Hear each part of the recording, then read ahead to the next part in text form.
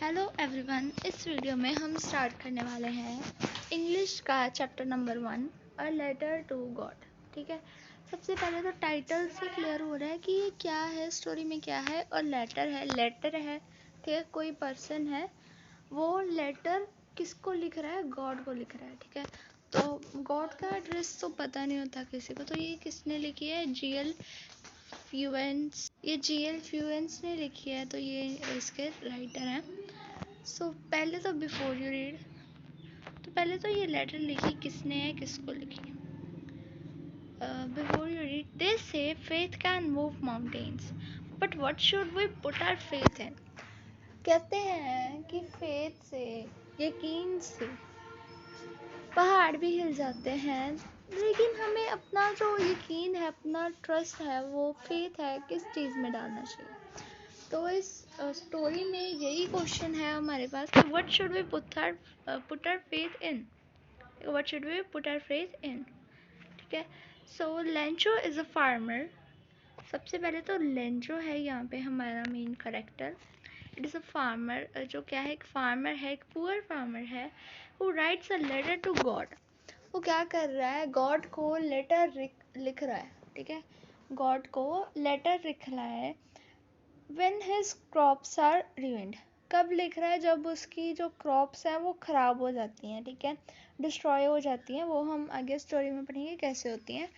Asking for 100 pesos. 100 pesos एक currency होती है, तो वो 100 पेसोस मांगता है ताकि वो अपनी उस क्रॉप को मतलब फिर से उगा सके, और जो उसका लॉस हुआ है मतलब वो नेक्स्ट क्रॉप के लिए भी मतलब पैसे जमा कर सके।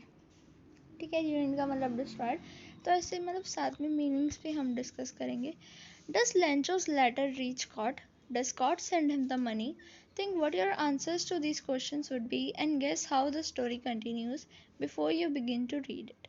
ठीक है, so if you think if a person is writing a letter to God, he should mention an address on it, and if he doesn't, the letter will not go anywhere. If he just say to god, so the letter will not go anywhere, so address is needed. Okay, so we should think what will this continue. So I think if we generally think uh, the the money will not reach Lencho. ठीक है, ਇਹ ਬਾਅਦ 'ਚ ਉਹਨਾਂ ਨੇ ਥੋੜ੍ਹੀ ਮਤਲਬ introduction ਦਿੱਤੀ, ਐਕਟੀਵਿਟੀ ਹੈ। ਉਸ ਤੋਂ ਬਾਅਦ ਆਉਂਦਾ ਹੈ ਸਾਡਾ, ਇੱਥੋਂ ਸਟਾਰਟ ਹੁੰਦੀ ਹੈ ਸਟੋਰੀ। ਠੀਕ ਹੈ, ਫਸਟ ਪੈਰਾਗ੍ਰਾਫ ਹੈ, the house, the only one in the entire valley, sat on the crest of a low hill. ਹੁਣ ਕਿਹਦੀ ਗੱਲ ਹੋ ਰਹੀ ਹੈ? ਹਾਊਸ ਦੀ ਗੱਲ ਹੋ ਰਹੀ ਹੈ। ਕਿਹਦਾ ਹਾਊਸ ਹੈ? ਲੈਂਚੋ ਦਾ ਹੈ। Only one in the entire valley, ਸਾਰੀ ਵੈਲੀ ਵਿੱਚ ਇੱਕੋ ਘਰ ਹੈ। sat on the crest of a low hill, ਹੁਣ crest ਕੀ ਹੁੰਦੀ ਹੈ? top of a hill। ਠੀਕ ਹੈ, ਇੱਕ ਹਾਊਸ ਹੈ, ਮਤਲਬ ਕੱਲਾ ਹੈਗਾ ਸਾਰੀ ਵੈਲੀ ਵਿੱਚ, ਤੇ ਇੱਕ ਛੋਟੀ ਜੀ ਹਿੱਲ ਦੇ ਉੱਪਰ। ਠੀਕ ਹੈ, ਛੋਟੀ ਜੀ ਹਿੱਲ ਦੇ ਉੱਪਰ ਉਹ ਬਣਿਆ ਹੋਇਆ ਹੈਗਾ। From the side one could see the river and the field of ripe corn dotted with the flowers that always promised a good harvest। ठीक है, ਸੋ ਇਸ ਹਾਈਟ ਤੋਂ ਮਤਲਬ ਜਿੰਨੀ ਹਾਈਟ 'ਤੇ ਉਹਦਾ ਘਰ ਹੈਗਾ, ਉੱਥੋਂ ਇੱਕ ਕੀ ਵੇਖ ਸਕਦਾ? ਇੱਕ ਰਿਵਰ ਹੈ ਥੱਲੇ, ਅਤੇ ਇੱਕ ਫੀਲਡ ਹੈ ਰਾਈਪ ਕੌਰਨ ਦੀ ਫੀਲਡ ਹੈ, ਛੱਲੀ ਦੀ ਫੀਲਡ ਹੈ, ਡੋਟਡ ਵਿਦ ਫਲਾਵਰਸ, ਜਿਹਦੇ ਉੱਪਰ ਹਲੇ ਫਲਾਵਰਸ ਲੱਗੇ ਹੋਏ ਨੇ। ਤੇ that always promised a good harvest, that always promised a good harvest ਦਾ ਮਤਲਬ ਹੈ ਕਿ ਹਮੇਸ਼ਾ ਉੱਥੋਂ ਵਧੀਆ ਹਾਰਵੈਸਟ ਹੁੰਦੀ ਹੈ, ਹਮੇਸ਼ਾ ਉੱਥੋਂ ਵਧੀਆ ਪੈਦਾਵਾਰ ਹੁੰਦੀ ਹੈ। ਠੀਕ ਹੈ, ਹੁਣ that always promised a good harvest ਦਾ ਇੱਥੇ ਆ ਸਕਦਾ, ਇਹਦਾ ਮਤਲਬ ਇਹ ਬਣਦਾ ਹੈ ਕਿ ਮਤਲਬ the soil is rich, ਮਤਲਬ ਲੈਂਚੋ ਉੱਥੇ ਵਧੀਆ ਖੇਤੀ ਕਰਦਾ ਹੈ, ਲੈਂਚੋ ਦੀ ਖੇਤੀ ਵਧੀਆ, ਇਟਸ ਮਤਲਬ ਪਿਓਰ, ਇਟਸ ਵੈਰੀ ਨਾਈਸ। ਠੀਕ ਹੈ, ਮਤਲਬ ਕਿਉਂ? the only thing the earth needed, मतलब good harvest ਤੇ ਉਹ ਚਾਹੀਦਾ ਹੀ ਹੈ, ਬਟ ਅਰਥ ਨੂੰ ਮਤਲਬ ਉਸ ਜ਼ਮੀਨ ਨੂੰ ਜਿੱਥੇ ਉਹ ਲੱਗਿਆ ਉਹਨੂੰ ਸਿਰਫ ਇੱਕੋ ਚੀਜ਼ ਚਾਹੀਦੀ ਹੈ, ਡਾਊਨਪੋਰ ਔਰ ਐਟਲੀਸਟ ਸ਼ਾਵਰ।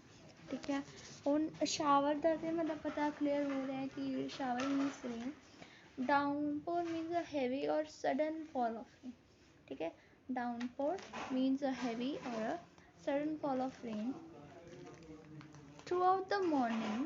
ਹੁਣ ਸਾਰੀ ਮਤਲਬ ਮੋਰਨਿੰਗ, ਸਵੇਰੇ ਲੈਂਚੋ, ਠੀਕ ਹੈ, ਮਤਲਬ ਜਿਹੜਾ ਸਾਡਾ ਮੇਨ ਕਰੈਕਟਰ ਹੈ, ਫਾਰਮਰ ਹੈ, who knew his fields intimately, ਜਿਹਨੂੰ ਆਪਣੀ ਫੀਲਡਸ ਦਾ ਪਤਾ ਹੈ ਕਿ ਮਤਲਬ ਉਹ ਹਮੇਸ਼ਾ ਮਤਲਬ ਵਧੀਆ ਹੀ ਹਾਰਵੈਸਟ ਦਿੰਦੀਆਂ ਨੇ, ਠੀਕ ਹੈ, had done nothing else, ਉਹਨੇ ਹੋਰ ਕੁਛ ਨਹੀਂ ਕੀਤਾ but see the sky towards the north east, ਠੀਕ ਹੈ, ਉਹਨੇ ਹੋਰ ਕੁਛ ਨਹੀਂ ਕੀਤਾ ਬਟ ਉਹ ਨਾਰਥ ਈਸਟ ਵੱਲ ਸਕਾਈ ਨੂੰ ਦੇਖਦਾ, ਠੀਕ ਹੈ, ਉਹਨੂੰ ਕਿਉਂ ਦੇਖਦਾ ਹੈ, ਬਿਕੋਜ਼ ਉਸਦੇ ਵੱਲ ਵੇਖਦਾ ਹੈ ਅਤੇ ਫਿਰ ਕਹਿੰਦਾ ਹੈ, ਠੀਕ ਹੈ, ਉਹਦੇ ਬੱਦਲ ਹੁੰਦੇ ਆ ਨਾਰਥ ਈਸਟ ਵਿੱਚ, ਠੀਕ ਹੈ, now we are really going to get some water woman, ਫਿਰ ਆਪਣੀ ਜਿਹੜੀ ਵਾਈਫ ਹੈਗੀ ਹੈ ਉਹਨੂੰ ਕਹਿੰਦਾ ਹੈ ਨਾਓ ਹੁਣ ਸਾਨੂੰ ਮਤਲਬ ਥੋੜ੍ਹਾ ਪਾਣੀ ਨਸੀਬ ਹੋਣ ਵਾਲਾ, ਮਤਲਬ ਬਾਰਿਸ਼ ਹੋਣ ਵਾਲੀ ਹੈ, ਉਹ ਇੱਦਾਂ ਕਹਿੰਦਾ, ਠੀਕ ਹੈ, ਆਪਣੀ ਮਤਲਬ ਵਾਈਫ ਨੂੰ ਕਹਿੰਦਾ now we are really going to get some water woman, ਠੀਕ ਹੈ।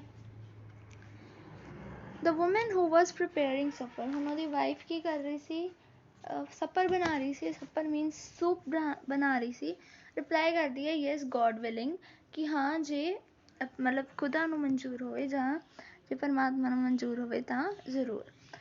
The older boys were working in the field while the smaller ones were playing near the house until the woman called to them all, come for dinner, ਠੀਕ ਹੈ। ਓਲਡਰ ਬॉयਜ਼ ਜਿਹੜੇ ਵੱਡੇ ਮੁੰਡੇ ਸੀਗੇ ਉਹਦੇ, ਮਤਲਬ ਬॉयਜ਼ ਹੀ ਸੀਗੇ ਬੇਸਿਕਲੀ, ਵੱਡੇ ਮੁੰਡੇ ਸੀਗੇ ਉਹ ਫੀਲਡ ਵਿੱਚ ਕੰਮ ਕਰ ਰਹੇ ਸੀ ਅਤੇ ਜਿਹੜੇ ਛੋਟੇ ਸੀਗੇ ਉਹ ਹਾਊਸ ਦੇ ਲਾਗੇ ਹੀ ਖੇਡ ਰਹੇ ਸੀਗੇ, ਜਦ ਤੱਕ ਕਿ ਉਹਨਾਂ ਦੇ ਮਤਲਬ ਮੰਮਾ ਨੇ ਜਾਂ ਫਿਰ ਲੈਂਚੋ ਦੀ ਵਾਈਫ ਨੇ ਉਹਨਾਂ ਸਾਰਿਆਂ ਨੂੰ ਆਵਾਜ਼ ਮਾਰੀ ਅਤੇ ਕਿਹਾ ਕਮ ਫॉर ਡਿਨਰ, ਕਿ ਆ ਕੇ ਰੋਟੀ ਖਾ ਲਓ। ਹੁਣ ਇਟ ਵਾਜ਼ ਡਿਊਰਿੰਗ ਦ ਮੀਲ, ਹੁਣ ਇਹ ਮਤਲਬ ਜਦੋਂ ਸਾਰੇ ਖਾਂਦੇ ਪਏ ਸੀ, that just as ਲੈਂਚੋ had predicted, ਮਤਲਬ ਜਿੱਦਾਂ ਲੈਂਚੋ ਨੇ ਪ੍ਰੋਡਿਕਟ ਕੀਤਾ ਸੀ ਤਾਂ ਲੈਂਚੋ ਨੇ ਸੋਚਿਆ ਸੀ ਕਿ ਮੀਂਹ ਪਏਗਾ, big drops of rain begin to fall, ਠੀਕ ਹੈ, ਜਿੱਦਾਂ ਉਹਨੇ ਪ੍ਰੋਡਿਕਟ ਕੀਤਾ ਸੀ ਉਸੇ ਤਰ੍ਹਾਂ ਹੀ ਮਤਲਬ ਵੱਡੀਆਂ ਵੱਡੀਆਂ ਰੇਨ ਦੀਆਂ ਡ੍ਰੌਪਸ ਪੈਣੀਆਂ ਸ਼ੁਰੂ ਹੋ ਗਈਆਂ। ਇਨ ਦ ਨਾਰਥ ਈਸਟ, ਹੁਣ ਹਿਊਜ ਮਾਊਂਟੇਨਸ ਕਿੱਥੇ ਨੇ, in the north east huge mountains of clouds could be seen approaching, ਠੀਕ ਹੈ, ਉੱਥੋਂ ਹਿਊਜ ਮਾਊਂਟੇਨਸ ਆਫ ਕਲਾਊਡਸ ਆ ਰਹੇ ਸੀਗੇ। The air was fresh and sweet, ਹਵਾ ਕਾਫੀ ਫਰੈਸ਼ ਸੀਗੀ, ਸਵੀਟ ਸੀਗੀ।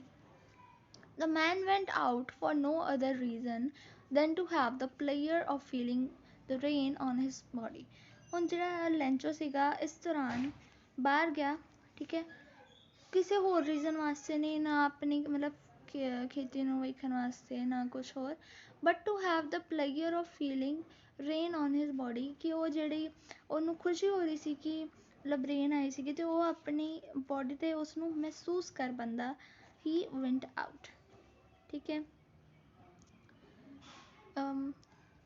ਐਂਡ ਵੈਨ ਹੀ ਰਿਟਰਨਡ, ਅਤੇ ਫਿਰ ਜਦੋਂ ਵਾਪਸ ਆਇਆ, ਹੀ ਐਕਸਕਲੇਮਡ, ਮਤਲਬ ਉਹਨੇ ਕਿਹਾ, ਉਹਨੇ ਮਤਲਬ ਜ਼ਾਹਿਰ ਕੀਤਾ, these aren't raindrops falling from the sky, they are new coins, ਇੱਥੇ ਮਤਲਬ ਲੈਂਚੋ ਨੇ ਰੇਨ ਡ੍ਰੌਪਸ ਨੂੰ ਨਿਊ ਕੋਇਨਸ ਦੇ ਨਾਲ, ਸਿੱਕਿਆਂ ਦੇ ਨਾਲ ਕੰਪੇਅਰ ਕੀਤਾ ਹੈ। The big drops are 10 cent pieces and the little ones are 5s, ਠੀਕ ਹੈ, ਇੱਥੇ ਲੈਂਚੋ ਕੀ ਕਹਿੰਦਾ ਹੈ, ਉਹ ਆ ਕੇ ਮਤਲਬ ਕਹਿੰਦਾ ਵਾ, ਉਹਨੂੰ ਖੁਸ਼ੀ ਹੋ ਰਹੀ ਹੁੰਦੀ ਹੈ, ਆ ਕੇ ਮਤਲਬ ਆਪਣੀ ਇੱਕ ਸਟੇਟਮੈਂਟ ਦਿੰਦਾ ਹੈ ਕਿ ਇਹ ਰੇਨ ਡ੍ਰੌਪਸ ਨਹੀਂ ਹੈ, these are new coins, the big drops are the 10 cent pieces and the little ones are 5s, ਠੀਕ ਹੈ, with a satisfied expression, ਠੀਕ ਹੈ, ਮਤਲਬ ਉਹ ਸੈਟਿਸਫਾਈਡ ਐਕਸਪ੍ਰੈਸ਼ਨ ਨਾਲ, ਇੱਕ ਖੁਸ਼ੀ ਦੇ ਐਕਸਪ੍ਰੈਸ਼ਨ ਨਾਲ, he regarded the field of ripe corn with its flowers, ਮਤਲਬ ਉਹ ਮਤਲਬ ਰਿਗਾਰਡ ਕਰਦਾ ਹੈ, ਹੀ ਜਸਟ ਮਤਲਬ ਸੀ, ਉਹ ਆਪਣੇ ਫਲਾਵਰਸ ਵੱਲ ਵੇਖਦਾ, ਆਪਣੀ ਫੀਲਡ ਵੱਲ ਵੇਖਦਾ, ਠੀਕ ਹੈ, ਉਹ ਮਤਲਬ ਇੱਕ ਤਰ੍ਹਾਂ ਦਾ ਆਪਣੇ ਮਨ 'ਚ ਇੱਕ ਜਿਵੇਂ ਐਜ਼ ਅ ਫਾਦਰ ਨਾ ਆਪਣੀ ਬੇਟੀ ਨੂੰ, ਆਪਣੀ ਫੀਲਡਸ ਨੂੰ ਮਤਲਬ ਉਹ ਪੂਰਾ ਸੋਚਦਾ ਹੈ ਕਿ it's so nice draped in a curtain of rain covered, ਠੀਕ ਹੈ, ਜਿਵੇਂ ਤੁਸੀਂ ਦੇਖਿਆ ਹੋਏਗਾ ਕਿ father imagines of his girl in the मतलब in a curtain, ठीक है, draped in a curtain in a cloth in the same manner, मतलब ਉਹ ਆਪਣੀ ਫੀਲਡ ਨੂੰ, ਠੀਕ ਹੈ, ਰਿਗਾਰਡ ਕਰਦਾ, ਉਹਨੂੰ ਇਮੈਜਿਨ ਕਰਦਾ in a curtain of rain, ਠੀਕ ਹੈ, draped in a curtain of rain, draped ਮਤਲਬ covered, ਠੀਕ ਹੈ, ਬੇਸਿਕਲੀ ਇੱਥੇ with cloth ਦੀ ਗੱਲ ਕੀਤੀ ਹੈ, ਮਤਲਬ draped means covered, but suddenly ਮਤਲਬ ਜਦੋਂ ਹੀ ਉਹ ਆਪਣੀ ਫੀਲਡਸ ਵੱਲ ਇੱਦਾਂ ਦੇਖਦਾ ਹੈ, ਸਡਨਲੀ ਕੀ ਹੁੰਦਾ ਹੈ, a strong wind begin to blow and along with the rain very large hailstones began to fall, ठीक है। पर अचानक की हुंदा है एक मतलब वड्डा मतलब स्ट्रॉन्ग विंड मतलब चलनी शुरू हो जाती है, तेज़ तेज़ हवा चलनी शुरू हो जाती है, तो रेन ਦੇ ਨਾਲ हेल स्टोन्स भी फॉल होने शुरू हो जाते हैं। ਹੁਣ ਇੱਥੇ ਪੁਆਇੰਟ हेल स्टोन्स ਨੂੰ ਨਿਊ ਸਿਲਵਰ ਕੋਇਨਸ ਨਾਲ ਦੇ truly did resemble new silver coins ਨਾਲ ਉਹ ਕੰਪੇਅਰ ਕਰ ਰਿਹਾ ਜਿਹੜੇ ਰੇਨ ਡ੍ਰੌਪ ਸੀਗੇ ਉਹਨੂੰ ਉਹਨਾਂ ਨੇ ਨਿਊ ਕੋਇਨਸ ਨਾਲ ਕੰਪੇਅਰ ਕੀਤਾ ਸੀਗਾ, हेल स्टोन्स ਨੂੰ ਨਿਊ ਸਿਲਵਰ ਕੋਇਨਸ ਨਾਲ ਕੰਪੇਅਰ ਕੀਤਾ। The boys exposing themselves to the rain and how to collect the frozen balls, the frozen balls ਨਾਲ ਵੀ ਕੰਪੇਅਰ ਕੀਤਾ। ਹੁਣ ਜਿਹੜੇ ਮੁੰਡੇ ਸੀਗੇ ਉਹ ਬਾਹਰ ਗਏ, ਠੀਕ ਹੈ, ਮੈਂ ਛੋਟੇ ਮੁੰਡੇ ਸੀਗੇ ਬਾਹਰ ਗਏ, ਉਹ ਰੇਨ ਵਿੱਚ ਗਏ ਤੇ ਉਹ ਕਲੈਕਟ ਕਰਨ ਦੇ ਸੀ, ਕੀ ਕਰਨ ਗਏ ਸੀ, to collect the frozen pearls, ਉਹਨਾਂ ਹੇਲ ਸਟੋਰਮਸ ਨੂੰ ਕਲੈਕਟ ਕਰਨ ਲਈ। It's really getting bad now. ਹੁਣ ਅਚਾਨਕ ਹੀ ਮੈਨ ਜਿਹੜਾ ਐਕਸਕਲੇਮ ਦ ਮੈਨ ਮਤਲਬ ਲੈਂਚੋ ਕਹਿੰਦਾ ਹੈ ਕਿ ਹੁਣ ਇਹ ਸੱਚੀ ਬਹੁਤ ਮਾੜਾ ਹੋ ਰਿਹਾ ਹੈ, ਠੀਕ ਹੈ। ਐਕਸਕਲੇਮ ਮਤਲਬ ਆਪਣੇ ਇੱਕ ਐਕਸਪ੍ਰੈਸ਼ਨ ਨੂੰ ਬਾਹਰ ਕੱਢਣਾ, ਠੀਕ ਹੈ, ਆਪਣੀ ਅੰਦਰ ਦੀ ਫੀਲਿੰਗ ਨੂੰ ਸ਼ੋ ਕਰਨਾ, ਠੀਕ ਹੈ। I hope it passes quickly, ਫਿਰ ਉਹ ਕਹਿੰਦਾ ਕਿ ਮੈਂ ਹੋਪ ਕਰਦਾ ਵਾਂ, ਮੈਂ ਆਸ ਰੱਖਦਾ ਵਾਂ ਕਿ ਜਲਦੀ ਤੋਂ ਜਲਦੀ ਖਤਮ ਹੋ ਜਾਏ। It did note pass quickly. For an hour the hail rained on the house, the garden, the hillside, the cornfield, on the whole valley. ਪਰ ਫਿਰ ਵੀ ਉਹ ਮਤਲਬ ਪਾਸ ਨਹੀਂ ਹੋਇਆ ਜਲਦੀ। ਇੱਕ ਘੰਟੇ ਤੱਕ ਜਿਹੜਾ ਹੇਲ ਹੈਗਾ, ਠੀਕ ਹੈ, ਰੇਨ ਔਨ ਦ ਹਾਊਸ ਮਤਲਬ ਉਹ ਹੇਲ ਸਟੋਰਮਸ ਡਿੱਗਦੇ ਰਹੇ on the house, on the garden, on the hillside, on the cornfield, on the entire valley, on the whole valley. The field was white, ਮਤਲਬ ਇੰਨਾ ਜ਼ਿਆਦਾ ਹੇਲ ਸਟੋਰਮ ਹੋ ਗਏ ਸੀ, ਇੰਨੇ ਜ਼ਿਆਦਾ ਹੇਲ ਸਟੋਨ ਸੀਗੇ, ਐਡਾ ਮਤਲਬ ਗੰਦਾ ਹੇਲ ਸਟੋਰਮ ਸੀਗਾ। ਫੀਲਡ ਪੂਰੀ ਵਾਈਟ ਹੋ ਗਈ ਸੀ, ਇੱਦਾਂ ਜਿੱਦਾਂ ਉਹਨੂੰ ਸੌਲਟ ਦੇ ਨਾਲ ਕਵਰ ਕੀਤਾ ਹੁੰਦਾ ਹੈ। Not a leaf remained on the trees, ਇੱਕ ਵੀ ਪੱਤਾ ਨਹੀਂ ਸੀ ਬਚਿਆ ਦਰਖਤਾਂ 'ਤੇ। The corn was totally destroyed, ਜਿਹੜਾ ਕੌਰਨ ਸੀਗਾ ਟੋਟਲੀ ਡਿਸਟਰੋਏ ਹੋ ਚੁੱਕਿਆ ਸੀਗਾ। The flowers were gone from the plants. Lencho's soul was filled with sadness, Lencho ਕਾਫੀ ਸੈਡ ਹੋ ਜਾਂਦਾ ਹੈ। when the storm had passed, he stood in the middle of the field and said to his sons, ਜਦੋਂ ਮਤਲਬ storm ਚੱਲ ਜਾਂਦਾ ਹੈ as described in the photo, ਠੀਕ ਹੈ, he ਮਤਲਬ stood, ਉਹ ਆਪਣੀ ਫੀਲਡ ਦੇ ਮਿਡਲ ਵਿੱਚ ਖੜਾ ਹੋ ਕੇ ਬੋਲਦਾ ਹੈ, ਆਪਣੇ ਮਤਲਬ ਬੱਚਿਆਂ ਨੂੰ ਬੋਲਦਾ, ਆਪਣੇ ਬੇਟਿਆਂ ਨੂੰ ਬੋਲਦਾ ਹੈ, a plague of ਲੋਕਸ ਕੀ ਹੁੰਦੇ ਨੇ, insects which fly in big swarms and destroy crops, ਮਤਲਬ ਜਿਹੜੇ ਇਨਸੈਕਟਸ ਕ੍ਰੌਪਸ ਨੂੰ ਡਿਸਟਰੋਏ ਕਰਦੇ ਉਹਨਾਂ ਨੂੰ ਅਸੀਂ ਲੋਕਸ ਕਹਿੰਦੇ ਹਾਂ। ਪਲੇਗ ਮਤਲਬ ਗਰੁੱਪ ਜਾਂ ਫਿਰ very large group of locusts would have left more than this। ਹੁਣ ਲੈਂਚੋ ਇੱਥੇ ਕੰਪਲੇਨ ਕਰਦਾ ਹੈ ਕਿ ਇਹਨੂੰ ਵੱਧ ਤੇ ਜੇ ਕੋਈ ਲੋਕਸ ਆਏ ਹੁੰਦੇ, ਸਾਡੇ ਇਨਸੈਕਟਸ ਆਏ ਹੁੰਦੇ, ਉਹਨਾਂ ਨੇ ਇੱਥੋਂ ਵੱਧ ਛੱਡ ਜਾਣਾ ਸੀ। the hail has left nothing, ਪਰ ਇਹਨੇ ਹੇਲ ਸਟੋਰਮ ਨੇ ਕੁਛ ਨਹੀਂ ਛੱਡਿਆ। this year we will have no corn, ਇਸ ਸਾਲ ਸਾਡੇ ਕੋਲ ਕੋਈ ਕੌਰਨ ਨਹੀਂ ਆਏਗਾ, ਮਤਲਬ we are going to ਮਤਲਬ that night was a sorrowful one, ਮਤਲਬ ਉਹ ਰਾਤ ਕਾਫੀ ਡਰਾਵਨੀ ਸੀਗੀ, ਦੁਖੀ ਸੀਗੀ। all our work for nothing, ਮਤਲਬ ਜਿਹੜੀ ਵੀ ਮਿਹਨਤ ਸੀ ਉਹ ਬਰਬਾਦ ਹੋ ਚੁੱਕੀ ਸੀ ਬਿਨਾਂ ਕਿਸੇ ਰੀਜ਼ਨ ਦੇ। there is no one who can help us, ਹੁਣ ਕੋਈ ਨਹੀਂ ਹੈਗਾ ਸੀ ਜਿਹੜਾ ਉਹਨਾਂ ਨੂੰ ਹੈਲਪ ਕਰ ਸਕਦਾ ਸੀ। we will all go hungry this year, ਇਸ ਸਾਲ ਅਸੀਂ ਭੁੱਖੇ ਰਵਾਂਗੇ, ਠੀਕ ਹੈ। ਹੁਣ ਇੱਥੇ ਮਤਲਬ ਕੁਐਸਚਨਸ ਆ ਜਾਂਦੇ ਨੇ, what did ਲੈਂਚੋ hope for? he hoped for ਮਤਲਬ rain, ਠੀਕ ਹੈ, he hoped ਕਿ रेन हो जाए और क्रॉप्स में पानी मिल जाए। why did Lencho say the raindrops were lightning points? So he said these words because he was very satisfied, ठीक है, because they matter a lot to him. How did the rain change? What happened to Lencho's field? Rain कितना change हुई? The rain changed, ठीक है, काफ़ी ज़्यादा hailstorms बनने शुरू हो गए सी, ठीक है। सो उन्ना क्या होया, लेंचो दी फील्ड डिस्ट्रॉय हो गया। What were Lencho's feelings when the hail drops? He was sad, ठीक है, he was sad, he was very dissatisfied, ठीक है। ਹੁਣ ਅੱਗੇ ਆਉਂਦਾ, but in the hearts of all who lived in that solitary house in the middle of the valley there was a single hope, help from God। ਪਰ ਉਸ ਘਰ 'ਚ ਜਿੰਨੇ ਵੀ ਲੋਕ ਰਹਿੰਦੇ ਸੀ ਉਹਨਾਂ ਸਾਰਿਆਂ ਦੇ ਦਿਲਾਂ ਵਿੱਚ, ਠੀਕ ਹੈ, ਇੱਕ ਸਿੰਗਲ ਹੋਪ ਸੀਗੀ, ਇੱਕ ਸਿੰਗਲ ਆਸ ਸੀਗੀ, ਹੈਲਪ ਫਰੋਮ ਗੋਡ, ਕਿ ਜੇ ਭਗਵਾਨ ਉਹਨਾਂ ਦੀ ਮਦਦ ਕਰ ਦੇਵੇ। ਠੀਕ ਹੈ, ਮਤਲਬ ਉਸ ਘਰ ਵਿੱਚ, ਉਸ ਇਕੱਲੇ ਘਰ ਵਿੱਚ ਸੋਲੀਟਰੀ, ਮਤਲਬ ਇਕੱਲਾ ਜਿੰਨੇ ਵੀ ਰਹਿੰਦੇ ਸੀਗੇ ਉਹਨਾਂ ਸਾਰਿਆਂ 'ਚ ਇੱਕ ਹੋਪ ਹੈਗੀ ਸੀ, help from God. Don't be so upset, even though this seems like a total loss. Remember, no one dies of hunger.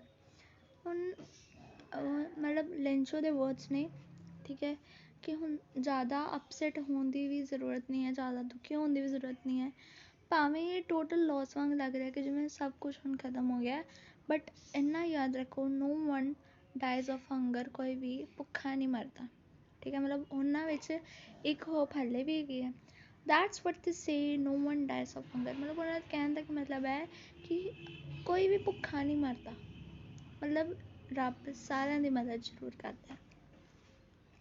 All through the night, Lencho thought only of his one hope. ਸਾਰੀ ਰਾਤ ਲੈਂਚੋ ਆਪਣੀ ਉਸ ਇੱਕੋ hop ਬਾਰੇ ਸੋਚਦਾ ਰਿਹਾ, the help from God।